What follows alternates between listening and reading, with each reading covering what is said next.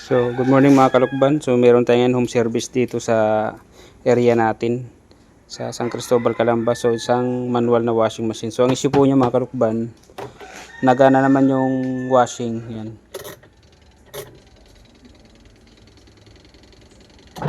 Ayan, nagana yung washing.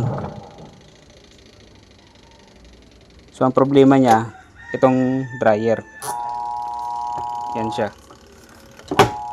Naugong lang yung dryer. Hindi ko marinig yung mga kalukban. So, ugong lang siya. Ayaw niya umikot. So, tingnan natin kung anong problema nito mga kalukban. So, yan, buksan na natin itong washing machine. So, ang kanyang motor, ano pa, wala pang kalawang, malinis. Pati yung motor ng dryer, ayan. Subo. So, ang problema niya mga kalukban, itong brake. Kinalawang, ayan.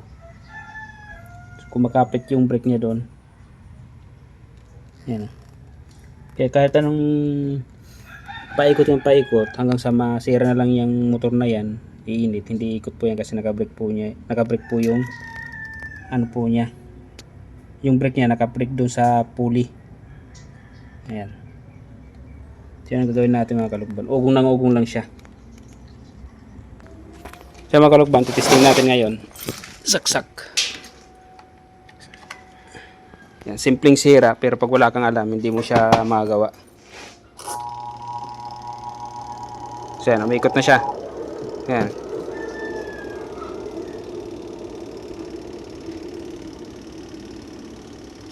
Yan. So umikot na siya mga kalukban, yung dryer. So ang ginawa ko po, ayan. Kisa sa magpalit sila ng pyesa, yung brake na yan, o di kaya itong ano, yan na lang ginawa ko. Pero pwede na ito palitan. Itong kawad lang na ito mga kalukban. Bibilang kawad, yung kawad na yan. Nasa ano lang yan, nasa 100 lang. Yung kawad, 100 to 150 siguro. Yan. Pero kung ano, kasi mahirap ka makahanap ng ganitong ano, itong kawad, isang set na ganito. Bilhin na brake. Pero yan, okay na siya mga kalukban, naikot na siya. So, ang ginawa natin yan. Pwede siya palitan, pwede hindi. Nasa inyo naman po yung mga kalukban kung pwede, kung gusto niyo palitan to. Pwede palitan. Pero sa kanya, mas maganda din na natin palitan kasi hanggang doon sa taas kinalawang putol. Wala na po yung kawan niya diyan. Kinalawang. So wala na tayo diyan pagkakabitan. Yan, hanggang doon sa taas wala na yung tali. Putol. Kinalawang kasi yan. So okay na siya mga kalukban. Ulitin natin.